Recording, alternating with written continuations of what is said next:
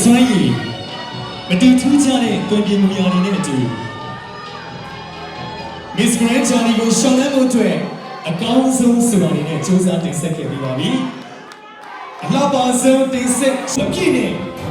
အကောင်းဆုံးပြန်ကောင်းဝင်သွားခဲ့ကြတဲ့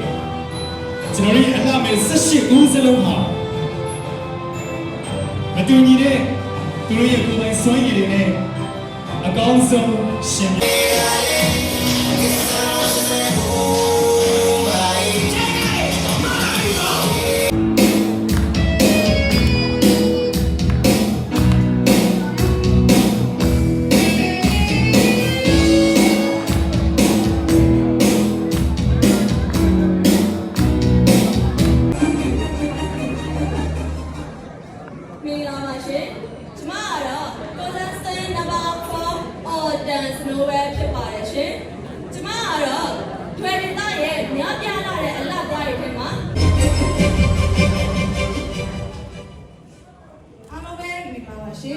ကျမကတော့ Honesty Number 10 ရုံးနယ်ကြီးဖြစ်ပါတယ်ရှင်။ကျမ promote လုပ်ချင်တဲ့အကြောင်းအရာကတော့ဒီတွယ်ရိုးရာရဲ့ဝတ်စု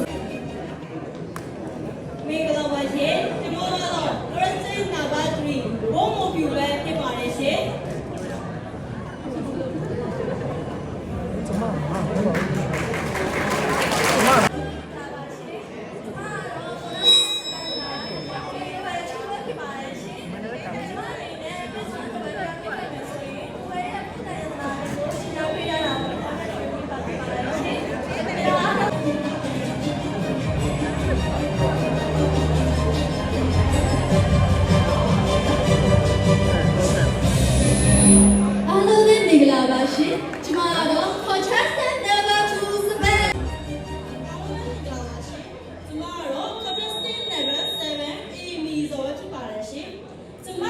Miss Grand တဝဲတယောက်ဖြစ်ခဲ့မယ်ဆိုရင်တဝဲရိုးရာ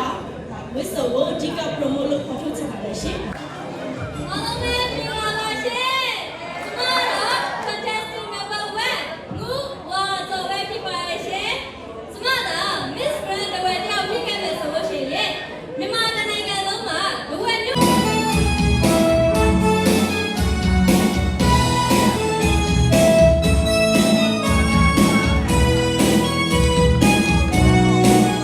လက်က